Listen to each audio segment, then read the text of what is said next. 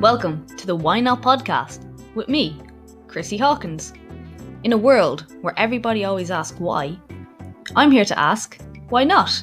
I'll be breaking down the mindsets of guests as well as my own in a bid to find out what makes people say, why not?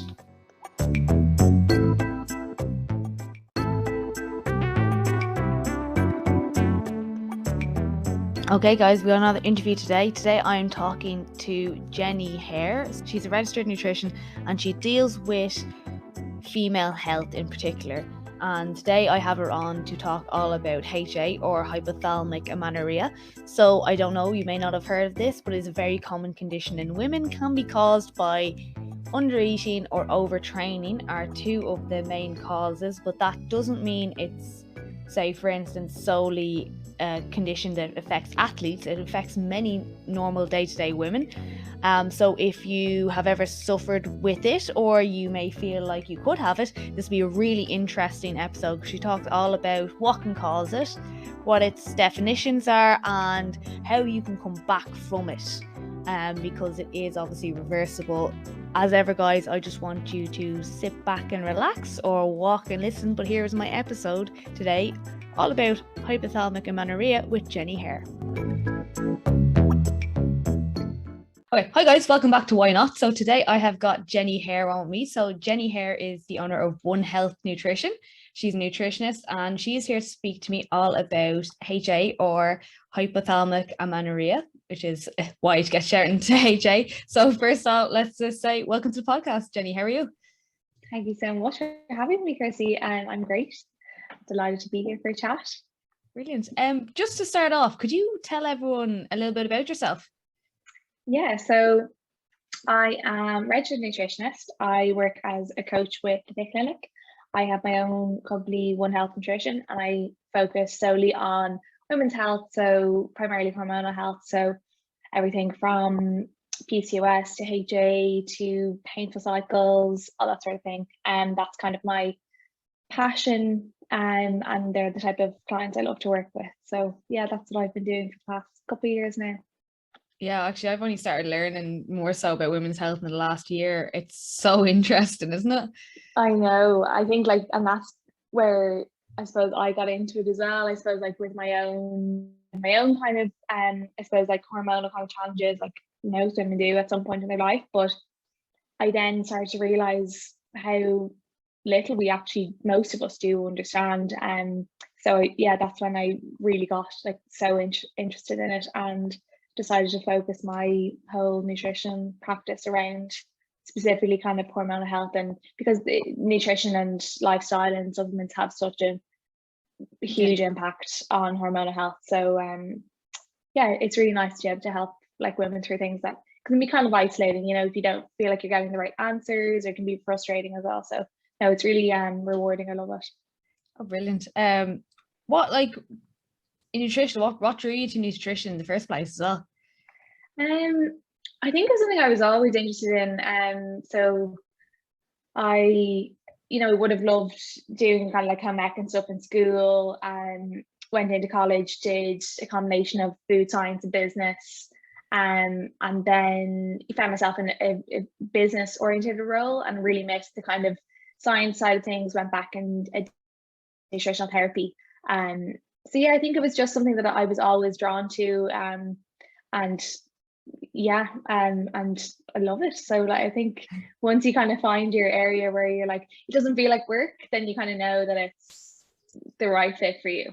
Yeah, absolutely. I totally agree. So as we were saying, probably women don't understand as much about the hormone stuff. Could you explain what hypothalamic amenorrhea or HA is? Yeah, so hypothalamic amenorrhea is the absence of menstruation due to a problem involving the hypothalamus. So I suppose when your period stops, and I suppose the hypothalamus is this center of the brain, and it controls your hormones, your reproduction, how you respond to stress, and sometimes through various reasons that I'm sure we'll get into later on, the hypothalamus can stop producing a hormone called GnR, so gonadotrophin releasing hormone, and then because the function of GnRH is to, you know, let the pituitary gland know to secrete LH and FH, which then go on to tell the ovaries to secrete estrogen and progesterone. So when there's a problem at with the hypothalamus, like at upstream, it has obviously a ripple effect, and then you experience, you know, loss of your period. So essentially is losing your period. There's a couple of different types of HA. So there's what's called primary HA. So that would be when you started your menstrual cycle. So, you know, girls up to about 15 are considered to have, or sorry, if you're beyond 15 years of age and you haven't had your first period, you're considered to have primary HA. Okay. But typically the type of HA that you and I would talk about, or, you know, like I would see in my clients, it's secondary HA. So it's also called functional hypothalamic amenorrhea. So the functional element there, signaling that there is a behavioral element to it. So you had your period, and when it stops for 3 months, if you have a regular cycle and it stops for 3 months, and that's when you're considered to have a HA. You know, one missed cycle, you wouldn't say I have HA, but if it's 3 missed cycles, that's when we kind of say, okay, that's classified as hypothalamic amenorrhea. And then if you're someone who has regular cycles, it's when you haven't had a period for 6 months, and that's when you're considered to have HA. So yeah, and I suppose it's also worth noting that it is a diagnosis of exclusion. So you need to rule out other conditions. So sometimes, very frequently, conditions like PCOS can be, you know, they're often confused. Hypothalamic amenorrhea and PCOS they can sometimes present in a similar way. And there are key differentiators between the two, primarily on blood work, on your blood results, and then, you know, ruling out other things like, you know, you could have a benign kind of growth in the pituitary gland that could be stopping the release of the hormones that then could be stopping your period. So it's only when all of those other things are ruled out that you then go to HA. So that's why it's called a diagnosis of exclusion. Okay, yeah, that makes sense. Yeah, I suppose it can be a load of different things as well.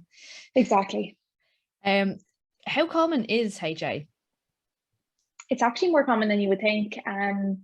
I think there's probably a multi kind of faceted reason behind that, and it's obviously there's a huge pressure from society, from a aesthetic perspective and a body image perspective, you know, to, you know, lower body fat and to be super lean, and, you know, to go to the gym and, you know, hit 6-7 workouts a week, and this kind of diet culture mentality, and that is one of the times where you can find women experiencing HA. And it's, you don't necessarily have to be have a really low body fat, and that is kind of a myth. It does happen a lot of times because the nature goes hand in hand with maybe training too much, but it's primarily the fact that you have low energy availability. So you hear it a lot with, traditionally you would have heard it a lot associated with athletes, female athletes. So obviously doing a huge amount of exercise and training, you know, for hours and hours each week, and it's not, you know, they're not trying to, you know, put themselves in a, you know, under fueling, you know, in an area where they were actually under fueling, but it just happens by default because they're doing such an, you know, a huge amount of training. And so that's why we typically associated with athletes. But then the exact same exists when you translate that into kind of more, I suppose the kind of regular gym goer, but they're just overtraining and they're under fueling. So that's a lot of the time what can be driving HA. And okay, so I know, until I knew more about it, like if that happened to me, I'd be like, class, no periods, it's really bothersome. Do women understand the other effect it's going to have other than just like not having that inconvenience once a month? I know, and I think that that's very much the kind of narrative around the menstrual cycle is, you know, it's obviously like for a lot of women, like it's a time of the month that brings with it a lot of symptoms and a lot of, you know, negative side effects. So they're kind of like, oh, brilliant, I don't have it. But I suppose firstly, we're kind of told that traditionally that, you know, those symptoms are just part and parcel of being a woman. You just kind of have to get up and get on with it. But it's actually not the case. You really can get to a point where you have very symptom-free periods. That's something that you can obviously work on. I suppose that's slightly separate in this case. But yeah, so there are, you know, there are reasons beyond just having a baby for your menstrual cycle. So the production of estrogen and progesterone give you such a wide array of benefits. So like progesterone, you produce progesterone when you ovulate. Progesterone is like a natural has a natural calming effect in the body. It's a natural painkiller, so you know it counterbalances any of the negative effects that maybe high estrogen would have, and very, very positive impact on cardiovascular health. So I suppose then when you look at what happens when you don't have a cycle and you aren't cycling these hormones and those hormones aren't readily available, one of the primary issues with HA is a prolonged kind of, so it's called hypoestrogenism. So it's essentially a deficiency in the hormone estrogen. And that's probably the most dangerous hormonal pathology associated with HA, because a deficiency in estrogen can negatively influence bone health, cardiovascular health, mental health, fertility, metabolic functioning, both in the short term and the long term. So I think when like the research is very clear on the benefits that estrogen have, and we see that time and time again. We hear talked about, you know, like for women in the menopause, when they then maybe they might opt for hormone replacement therapy because they're experiencing the negative side effects of not having estrogen anymore. So they're then replacing the estrogen, you know, with HRT. But so the exact same can translate when we're not producing our natural estrogen in our reproductive years through not having a menstrual cycle. So you will find women who, I have clients you know, who have had HA for years and years, so like really, really prolonged HA, so you know 8 years plus, and they're then getting DEXA scans for their bones and they're having signs of, you know, their bone density is deteriorating, and that is as a result of this estrogen deficiency. So that's, I suppose, one of the main downsides to not having a menstrual cycle. Do you find there's a more common age group, or is it across the board that it kind of hits? I think I suppose I obviously see clients of a particular age, like they're, of course it's within reproductive years, but I do think that it is more, I was going to say it is more common probably in early 20s, because you're, you know, typically that's the age group that are more body image focused. You know, they're not really, you're not really sure of yourself. You kind of have these external pressures that you don't really know how to respond to, and you're really still finding your feet as a person. But I don't know if that's even the case. I do think it spans, because I'm trying to even think of the clients that I have at the moment, and they really do vary. And a lot of women, like, they know, the thing with HA is that it's so much more than a physical condition. It's driven by such deep-rooted mental, you know, I suppose deep-rooted like understandings of body image and perceptions of yourself. And, you know, like, you know, why does somebody feel the need to be X weight and constantly at, you know, this really, really critically low body fat? And it's obviously down to, like, you know, this kind of social conditioning. And a lot of women only are prepared to start dealing with it when they want to become pregnant. So then, you know, you're looking at the later stage of that, you know, in your kind of early 30s maybe. So it does vary, but across the reproductive years. But I would say, you know, yeah, like 20s to 30, 20 to 30 is obviously the kind of decade where it's most prevalent, I would say. Yeah, I suppose that age as well, you're not really thinking about the future, like your bone density and stuff like that. You're probably more thinking as long as the weekend, maybe. Exactly. And I think that's it as well. That it's, and that's through no fault of women. It's that goes back to there being a lack of education in school as to why your menstrual cycle is actually important, and why, you know, it's not just important when you want to have a baby. So I think if that education was there at a much earlier stage, women would have kind of this, I suppose, I don't mean that they don't respect their body, but I just mean that like they'd have a respect for the fact that I know it can be a bit of a nuisance when, you know, things are out of balance and you're getting all these negative symptoms, but I suppose respect for the fact that like all of the things your body are doing over the course of that cycle, it actually, like, I just nerd out on it. I just think it's amazing. But I do think if the education was there and women understood it a little bit more from, you know, the ages of 16, 17, they'd be much quicker inclined to go and say, okay, there's something not right here. My body's trying to tell me something, like, why don't I have a menstrual cycle? I should have a menstrual cycle. Why is it stopped? Yeah, no, I actually agree with that, because like in school we were only taught maybe in biology, I don't even, probably wasn't mentioned home ec, but it was like in a real matter of fact, this is what happens. So Yeah. it's only literally, I'm 30 now, and literally only last year did I actually start learning about it, and I got like really into it, and I was like, oh, there's so much more to this than Yeah. just an annoying thing that happens once a month. This is it. I know. Hopefully that will change. Yeah, well, I don't know. I follow a lot of people who talk about it, so I'm hoping like if you guys get bigger platforms, and just keep explaining it, like it's not a bad thing. It's not like, you know, it's kind of, I suppose, being a hush hush things and going up in Ireland as well, isn't it? Yeah, I think that there is this kind of taboo around female health and the menstrual cycle, and you know, like, when, I'm sure it was the same for you, but like when you first started your period, your mom would be like, oh yeah, you know, like, you just be really discreet and go to the toilet and here's your little purse and you bring all your bits, and like, it's like, well, why does it need to be like that? Like, why, just for fear of like a guy feeling embarrassed about it?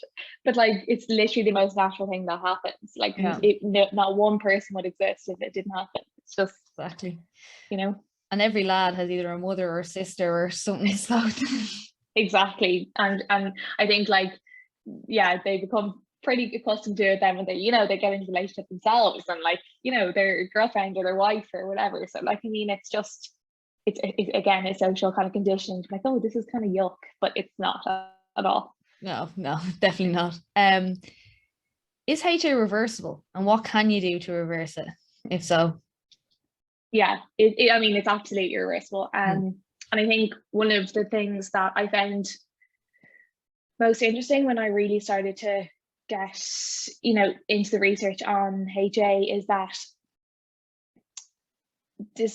despite the amount of time you have had HA for, so whether that's 2 years, 2 months, 3 years, that is not a predictor of how long it's going to take you to recover. So I thought that was really interesting. So I kind of had in my head, if somebody, sorry, and that's the psychological element of it aside, like, obviously some people will have more deep rooted issues that they need to work through psychologically, but I'm talking from a physical perspective. If you've had, I thought when a woman who had maybe, you know, 6, 7, 8 years of HA, that was going to mean it was going to take a lot longer for them to get their period back. But the research has shown that actually isn't the case, and I've seen that with my clients as well, that clients who really do commit to doing the work, both mentally and physically, can get their cycle back, you know, within kind of 6 months. If you fully, the research has shown about 75% of women can get their cycle back within about 6 months if they really, you know, that's wiping training, and that's really focusing on nutrient dense, sufficient calories in their diet, and alongside some supplements that can obviously really help. Yeah, so 6 months is like, could be a really quick turnaround for someone who's, as you said, had it for 2-3 years. Like, exactly. Do they struggle with the methods involved in reversing? Because I know you're talking about mentally, there's a lot more. It's not just eat more food, isn't it?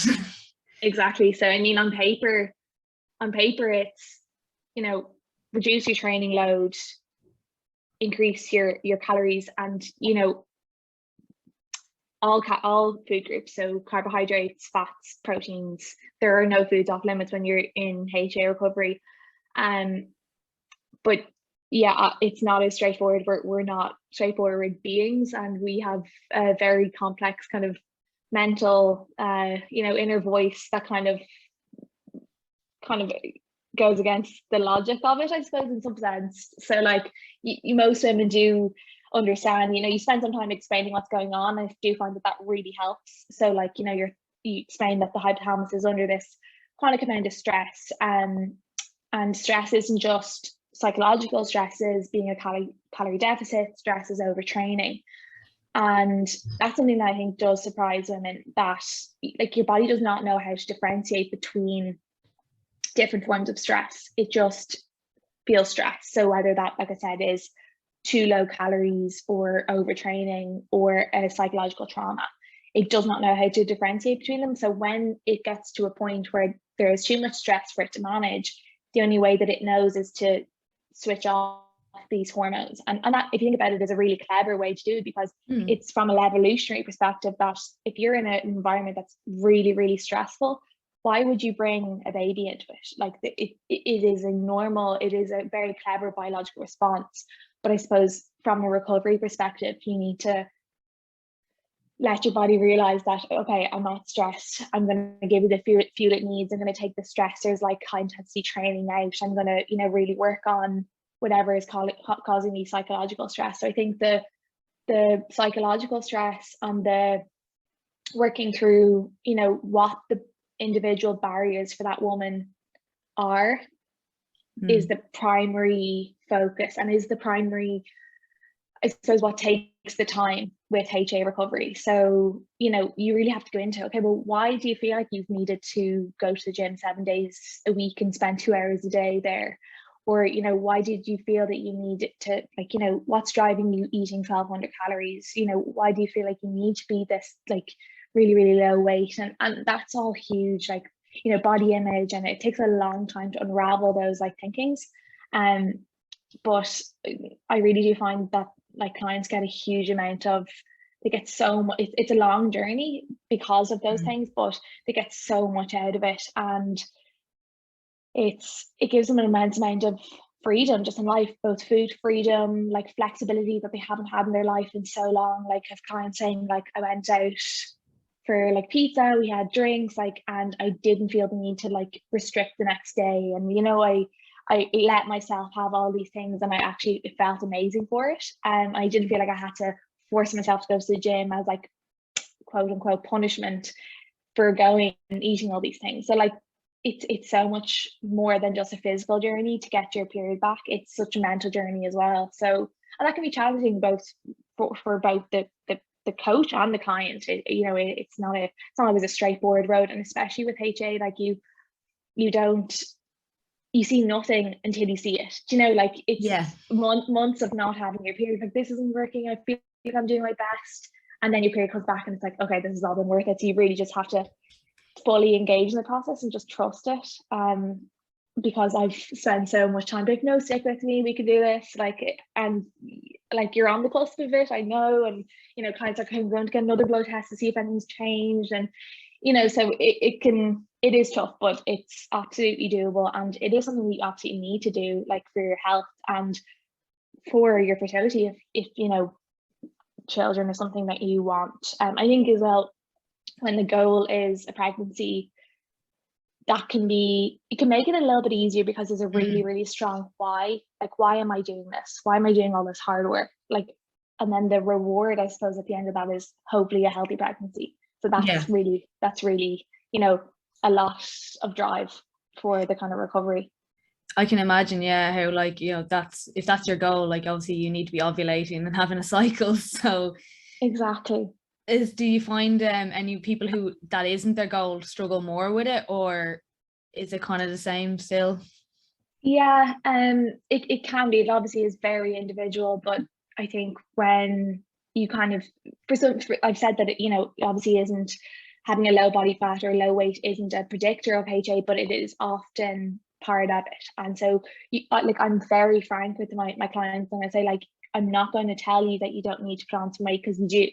And and that's something that they have to come to terms with. And some clients, they need to put on quite a significant amount of weight for their cycle to return. So, like, the research has kind of what's called a fertile BMI, which is kind of between 22 to 23 kind of body fat for women, and for like a fully functioning, optimally running menstrual cycle. And then when you have clients who are at 10-11% body fat, like that is quite a lot of that is quite a lot of kilos to add on. And, you know, you then kind of go through the journey that, okay, you do need to, you know, you need to throw out your old clothes that no longer fit. Like that's a trigger for you. You know, you need to, so that's a whole part of the journey. So like I'm always encouraging them to really embrace it. Like, go buy yourself some new clothes. Like, this is where you're doing this for your health, and it's part of, you know, getting you to where you want to be. We've chatted through all the reasons why you want to do this. But it's, I suppose, supporting them through that those clothes no longer serve you, and that when it gets to that point, that's a real tipping point. If they're really, okay, I'm buying the bigger jeans and that's fine, and I'm at a healthier, you know, point in my life, I'm working towards my kind of goals. But it's amazing though that they're really strong like indicators in the kind of recovery journey, you know, when you actually have to, okay, I have to go out and I have to buy different things. That's, you know, a real kind of like turning point, I think. That can be really hard. Like even myself, like over the years, like just being like, just get a bigger size, you're fine. Like, you know, because you kind of have yourself like conditioned that like I shouldn't be bigger than this size. I know. And it's awful that we've been, yeah, like you said, conditioned to kind of think that way. But I think there's more awareness now than ever than there ever has been. So like you see all these great videos on Instagram, and it's like people wearing like, you know, 4 or 5 different size jeans just because they're from different shops. And like I think I had like every single size from Zara. Like there's just no consistency. So like don't put your self-worth into a number on a label that literally the only person that can see it is you. You know, so it's, I suppose at that point you hopefully have done the kind of bigger work and, okay, like, why am I doing this? And I think like journaling is something I really get all of my HA clients to do, and it's a really, really powerful tool to like help you work through those tough days and, you know, really flesh out, okay, well, you know, why is this particular part upsetting me, or, you know, that sort of thing. So yeah, it's definitely it can definitely be you know, a kind of complex process, but like I said, like probably one of the most worthwhile things you'll do for yourself. Yeah, I can imagine as well, mentally going up a size when we're always kind of told to celebrate going down is hard. Yeah, exactly. And like I try to then reframe that thinking. I'm like, okay, yeah, you put on a few kilos and you're now wearing a different size, but like this is bringing you closer to your goal. Like, so like usually our goal from you know, a societal perspective is to, you know, drop X amount of body fat and to fit into the smaller dress. But whereas it's the opposite, usually the goal for a HA journey, like HA recovery journey. So like I'm like, okay, celebrate that, you know, this is bringing you closer to your healthy pregnancy, or, you know, whatever that why is for you. Yeah, absolutely. Like it's I suppose your goals change as well when you get older. So I think it's better to be in a more healthy shape, then you can also enjoy your life a bit more. It's always good. Exactly. I find if you're trying to stay in that kind of like calorie and exercise kind of deficit, it makes a lot of things, it filters into your other life, rest of your life, and you don't get to have as much fun or enjoy yourself as much. 100%. Life is very short, and way too short to be, you know, telling yourself you can't have, you know, pizza with your friends on a Friday night. Like, you know. I agree, absolutely. Like I'm never going to turn down cake. I've learned that now. It took me a long time, but I'm there and I go, nah, never mind. Yeah. Is there any kind of, okay, I know you can't give like a blanket like statement, but is there any kind of supplements that you kind of recommend with people, or is there something like someone might be able to start small with? I don't really, so like obviously without saying yes, everyone can take this is fine. Okay, so the first thing I'll probably say as far as HA recovery, of course it's individual, like you said, but there are some things that of course we do across the board that are kind of non-negotiables, and supplements would be the third port. So that your first protocol is your diet always, and particularly your carbohydrates. So you will often find, you know, women really restricting carbohydrates. Carbohydrates are so important for hormonal health. We are particularly, as women, we are particularly sensitive to low carb diets. The vast majority cannot do low carb diets. And while not have a negative effect on your cycle. So carbohydrate, and the carbohydrates research has actually shown has a dampening effect on cortisol. So the whole aim in this process is to help the body to feel less stressed, and because when the body is stressed, it pumps out cortisol, or stress hormone. So when we are trying to minimize that cortisol, so we're trying to minimize high intensity interval training that pumps out cortisol, we're trying to, you know, minimize it from psychological stressors, and as well from low carb diets. So carbs, there's a reason why carbs genuinely make you feel happy, because it boosts serotonin and it also dampens the cortisol release. So that's the first thing. Carbohydrates are actually just so important in HA recovery. So like, you know, you could be eating, maybe you could be eating enough calories, but your carbohydrates would be really low, and you still wouldn't see the kind of the improvement that you're hoping for. And it's the same, it's not the same, but it's similar for low fat. So low fat diets, again, our hormones are made from fat, we need fat. So like, let the low fat diet stay in the 60s. Good night, God bless, we're done with them. They didn't know, like, there is clear evidence in the research the impact that those low fat diets had on female reproductive health. We now know that. So low carb, low fat is no go. So all food groups are to be included in a diet. So we want lovely balanced meals, and even with carbohydrates, they don't have to be like your brilliant complex carbohydrates, you know, the ones that we are obviously looking for. We can include the more simple forms of carbohydrates, you know, the pizza, the ice cream, the chocolate. There are no foods that are off limits for this, and you have to really park the restriction and the food rules at the door, because that's all part of this kind of psychological journey that you're going on. And also there's research to show that the simple carbohydrates and the complex carbohydrates trigger a different pathway in the brain, and so it like kind of ignites these pathways again, which is obviously what we're trying to do. We're trying to bolster the hypothalamus and getting it to produce the GnRH again, so that we can, you know, get our menstrual cycle back. So I suppose that's the first thing. You'll probably hear a lot when it comes to HA that there's a figure of 2,500 calories thrown out quite a lot. Like, you know, you have to eat 2,500 calories to get your period back.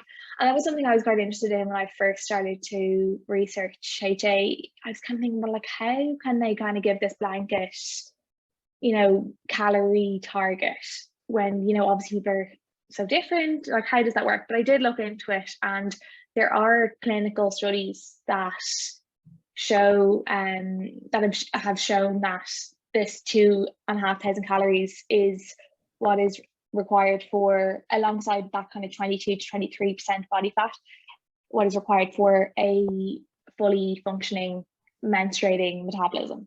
So that it actually is backed by research. So I think that's actually a question I get quite a lot, because a lot of the times when clients have come so far to, you know, employ a coach to get support with this journey, they know a little bit about what's going on. They know that they have HA, they've looked into it, this kind of 2,500 calories up quite a bit. Like, do I need to eat that? And first of all, I'm kind of saying, okay, well, you know, let's explore why that is such a fear factor for you. You know, why are you so terrified of eating 2,500 calories first? And then I do, you know, I'll explain that it is actually backed by science. And of course, we're going to adjust your personal, you know, if you're super tall, or, you know, we of course are going to adjust those calorie targets to kind of allow for that. But yeah, it's one of those ones that is actually worth kind of taking on board. But of course, it's gradual. You know, if you come to me and you're eating, you know, 1,200 calories, I'm not going to say tomorrow you're going to eat 2.5. You're going to feel so sick. You're going to, your digestive system is going to be all over the place. Like, it's a gradual thing. So, and of course, we'll see how you respond to it. But so that's I suppose the main things when it comes to nutrition. Also, intermittent fasting is a no.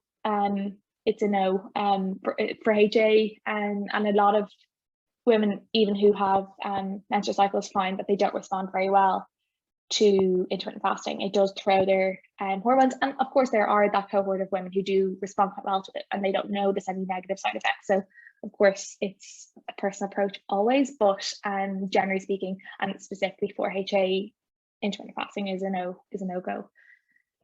Then we want to look at lifestyle. So this is primarily focused around exercise and stress reduction.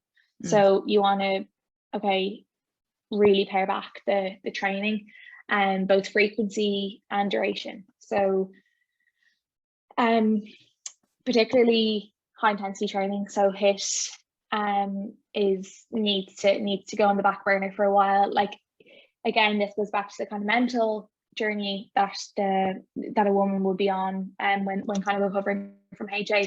So like, if a woman comes to me and they're doing 3 HIIT sessions and 3 resistance sessions, it's going to be very hard for them to justify, say, okay, tomorrow you cold turkey, you're not allowed to do anything.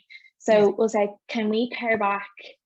Let's start with the high intensity training. Can we pare that back by 1 a week? And you can keep your resistance training. We'll see how you go, and you'll increase your calories, and we'll see how you go. We'll gradually take it from there. And then if we're not seeing movement, then that's when we do need to kind of begin to strip out the resistance training as well, and go for kind of more lower impact, like walking, yoga, Pilates. If it's a girl who particularly is adamant that they want to keep some sort of movement in the routine, which is a lot of people get a lot of stress relief from exercise, so I totally get that. Of all of the kind of strenuous exercise, running, it does appear to have the most significant negative impact on HA. So yeah, the prevalence of HA amongst runners, marathon runners, is quite prevalent. And I mean, part of me, obviously we don't know for certain, but part of me does liken this to it from an evolutionary perspective, like running from a bear, or this, like, your body doesn't know that you're running because you love it. It thinks that you're in danger, so it's going to protect you by not letting you get pregnant. So it's going to switch off your thing. So that's probably my take on that. But there are lots of things. It just obviously uses a huge amount of calories as well, and a huge amount of carbohydrates.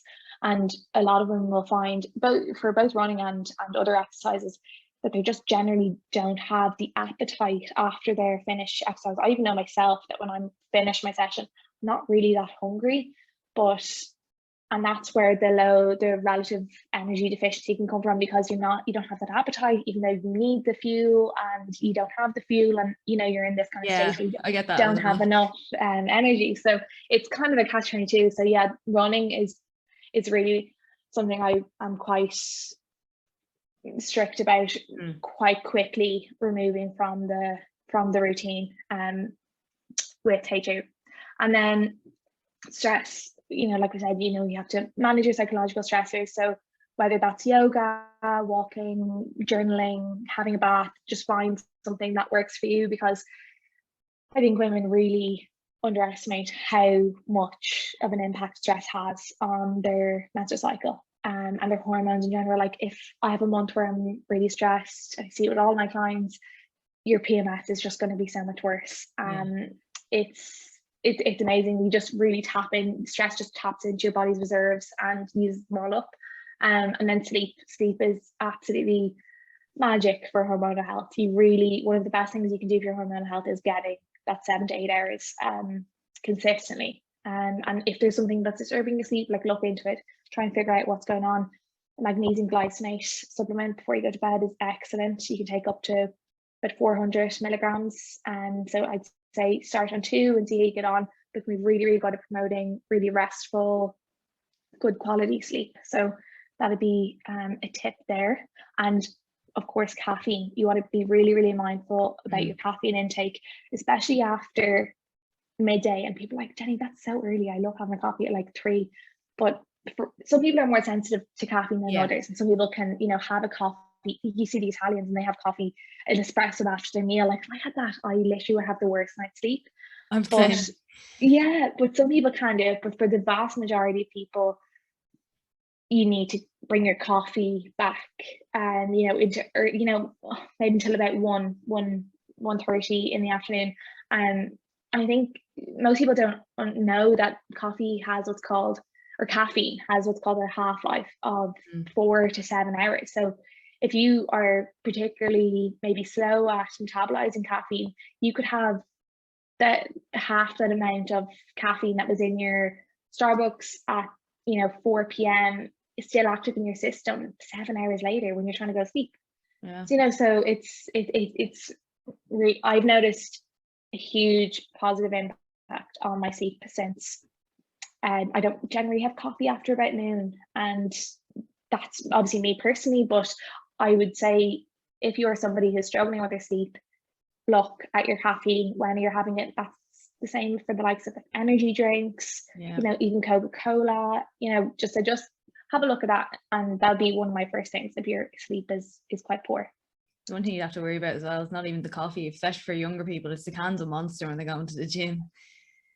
Yeah, not only would I be wired, but the sweeteners they just tear off my stomach. I just can't do it. Yeah. I can't sleep. Exactly. And then the third kind of pillar, so that was nutrition, lifestyle, and then the third pillar would be supplements. So supplements are really powerful at aiding that kind of HA recovery journey, but only if you do the work from a nutrition and lifestyle perspective. Like they're absolutely going to bolster your efforts, but they're not going to do anything by themselves. So some kind of like generic, I suppose, just a caveat, you wouldn't take all of these at the same time, but these are just some of my kind of go-tos depending on the person. So magnesium is just generally a key nutrient, key mineral for helping to calm the nervous system. It helps to regulate the HPA axis, so the part of the brain that responds to stress, which is obviously what we're trying to work on when we are treating HA. Zinc has been shown to improve the health of the hippocampus, which is the part of the brain that calms the HPA axis. And it's also involved with regulating your stress response. So again, all of these things that we're trying to do in HA. A B complex, so specifically a methylated B complex. So that's just the form, like the quality. So the way the B vitamins are chelated to like sorry, that you don't even need that, but it's just a good quality B vitamin. Yeah. But the B vitamins really support the body in managing stress and help improve anxiety and promote kind of calmness. They can calm the neurotransmitters GABA and serotonin in the brain. So again, just the whole nervous system just totally relaxes. And again, carbohydrates are so rich in B vitamins. So again, that's why carbohydrates are so good at dampening this cortisol response. And then there's a couple of really, really great ones that are herbs. So ashwagandha. So it's a herbal medicine that supports the reduction of anxiety and kind of counterbalances the longer term effects that stress has in the body. And then lastly, this is one of my favorite ones for menstrual health, is Vitex. Or it's also called Agnus castus or chasteberry. So 3 names, same thing. It's made from berries of the chasteberry tree. It's been around for thousands of years. There's actually a lot of research on it, and it supports ovulation by helping to protect the hypothalamus from chronic stress. It calms the nervous system by preventing the pituitary gland from overproducing prolactin. There are cases where you would not use this, so you wouldn't use this obviously if you're pregnant, but obviously this in the context of HA. But I suppose just on that, just to caveat, you would need to get health professionals advice before starting any of these herbs in particular, because they interact with medications. So they are quite powerful, and they are really, really beneficial when you're looking to kind of support your HA journey. But just to caveat that you do need to be mindful of how and when you're taking them. Don't just go order them online. Get advice. Yes, exactly. No, don't do that. Have you any other advice for anyone who is struggling with HA?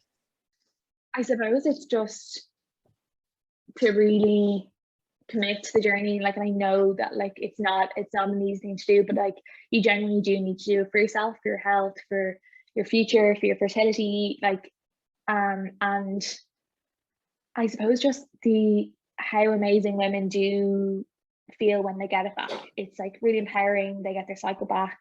Then of course you might have to, tackle some PMS or some irregularities, but they're all things that are minor. We can absolutely work on that. But yeah, my advice would be to just, it's not easy, but do the work, commit to the process, and yeah, just I suppose from a psychological perspective, it obviously will depend for each woman, but you may need to have support of nutritionist and like a therapist as well, for some women.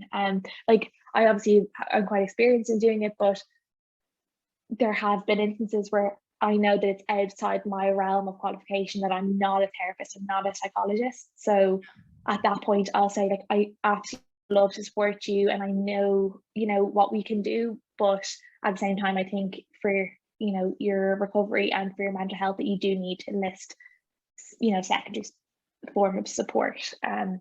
Yeah, but that would probably be do get the support. I think that's probably my advice. Yeah, that's what I was my kind of thinking, that like it's probably not something you could go on your own, would you say, to do? Yeah, I mean, some women are very like there's not a huge psychological element to it. Some women, you probably see it in your kind of realm, is that they might be training for a photo shoot, or they might be training for a bodybuilding competition, or they might be doing a really intense kind of competition, an athletic, they're an athlete. And for women like that, there isn't really a psychological thing. Just like, I didn't mean to, but I was underfeeding because I was training so intensely. So for that kind of person, I think they may be very well able to do it themselves. But I think when it's maybe a more deep rooted kind of challenge, that's when it becomes more difficult. Yeah, like as you said, like all the stuff is like it's very simple in theory, but it's all the rest that coming with having to eat more and train less. And I know some people, if you tell them that, like, try to train less, they'll be like, what? No. I know, because we're conditioned to be like, the more the better. It's like when your like Apple Watch pops up like 7-day workout, well done. Like, you're just like, that's diet culture at its very finest. It really is, yeah. I have had conversations with clients like, you train every day, don't you? And I'm like, no, I don't, because my body wouldn't let me. Yeah, exactly. Okay, I think that's everything I have to ask. There is one other one though that I do ask everyone at the end of each podcast, and that is, what is the best advice that you've ever gotten? And this can be anything. Such a tough one. The best advice I have got, I don't know if it's necessarily advice, but I know I've got lots of great advice, but I'd say I suppose this comes kind of with age as well.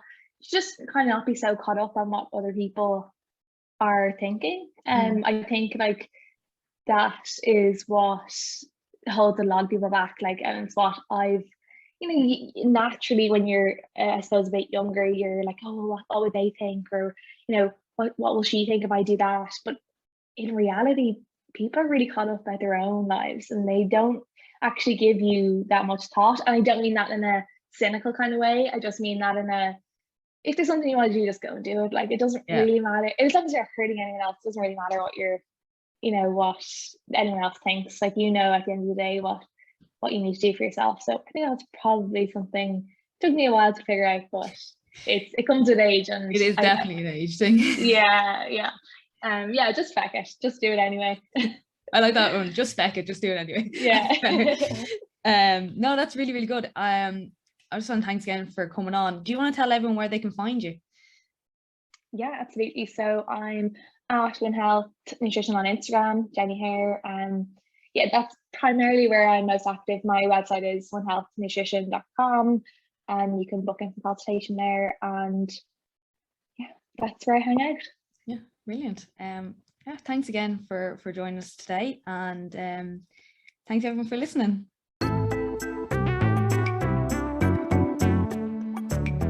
Thank you again for listening to the Why Not podcast. It really means a lot that you are listening in, and I would love if you could please leave a review on Apple Podcasts or subscribe on Spotify. And always, I'd love to hear feedback personally, so if you do want to leave me a message and let me know how you found the podcast, please do.